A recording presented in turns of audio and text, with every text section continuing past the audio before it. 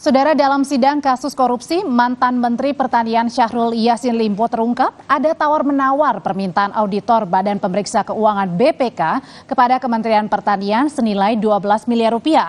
Uang ini sebagai pelicin agar Kementan mendapat opini wajar tanpa pengecualian atau WTP dalam program Lumbung Pangan atau Food Estate. Menurut Sesditjen Prasarana dan Sarana Pertanian Hermanto yang duduk sebagai saksi, awalnya auditor BPK meminta uang 10 miliar rupiah, namun kemudian naik menjadi 12 miliar rupiah.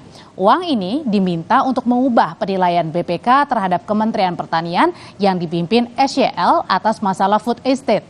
Pihak Kementan menyanggupi senilai 5 miliar rupiah yang uangnya ini diperoleh dari vendor Kementan. Kementerian Pertanian pun mendapat opini wajar tanpa pengecualian atau WTP dari penilaian BPK RI.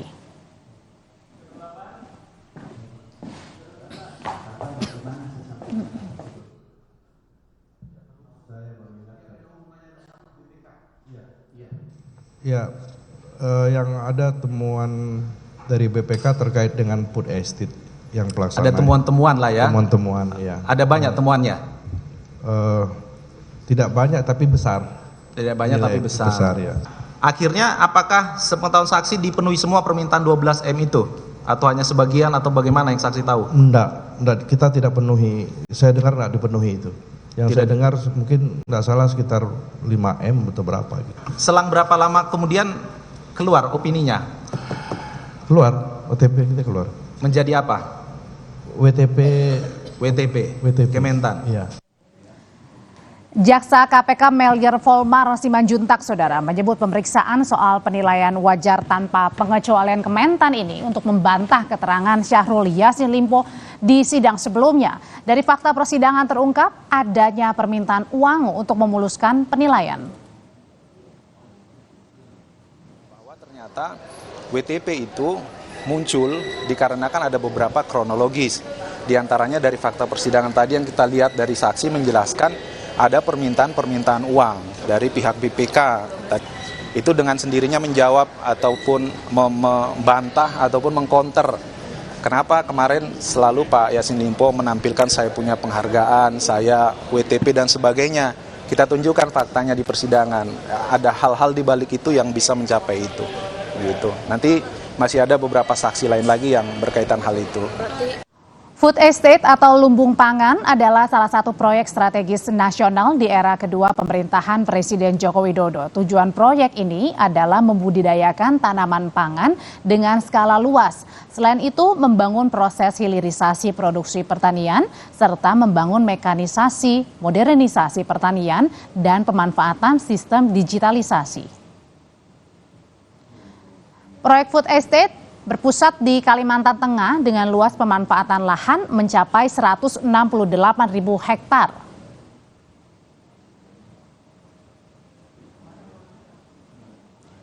Sidang kasus korupsi yang menjerat mantan Menteri Pertanian Syahrul Yassin Limpo kembali digelar Rabu kemarin. Sekretaris Direktorat Jenderal Prasarana dan Sarana Pertanian Kementan Hermanto sebut SYL, saudara, sempat gunakan uang Kementan untuk perjalanan ke luar negeri.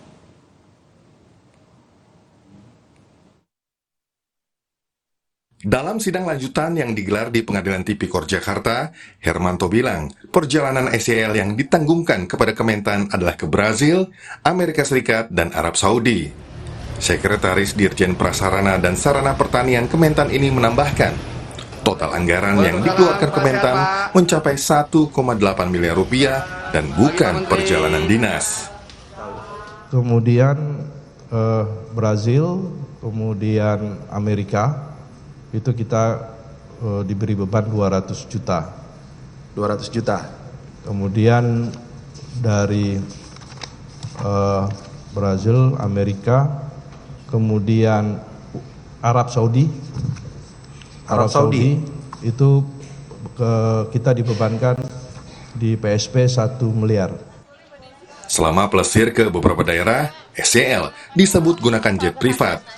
Lantaran belum dibayarkan hingga beberapa bulan, anak buah SYL pun membayarkannya, meski tak ada anggaran dari Kementan. Yang 300 juta perjalanan tagihan ke Banda Aceh Ujung Pandang.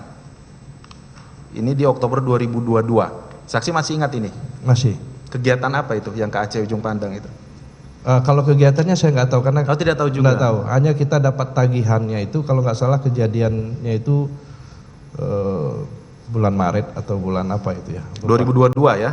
2022. Di BAP saksi Oktober 2022. Iya itu ditagihnya.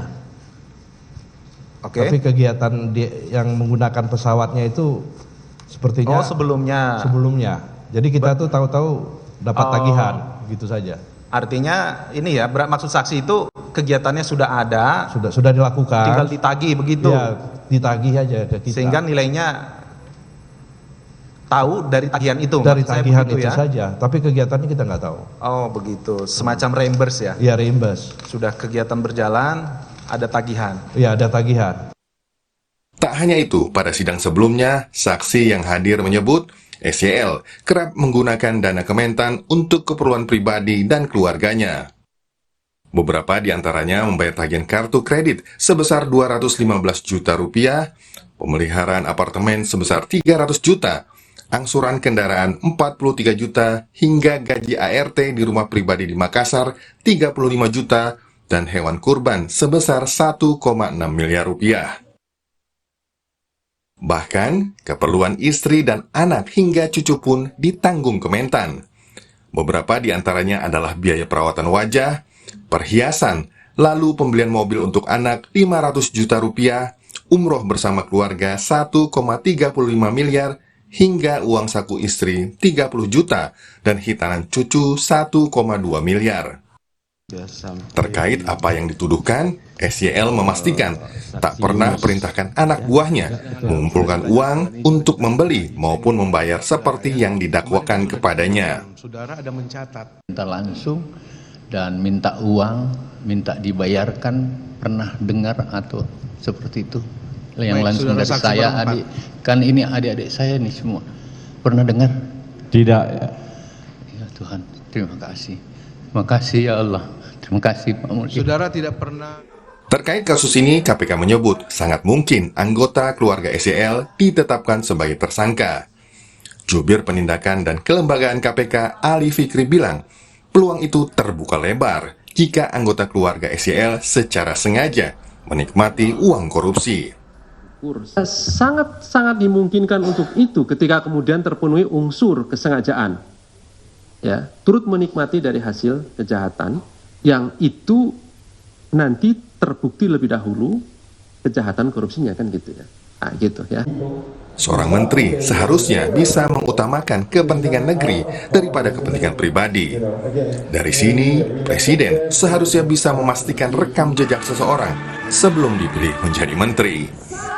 Tim Liputan Kompas TV. Kita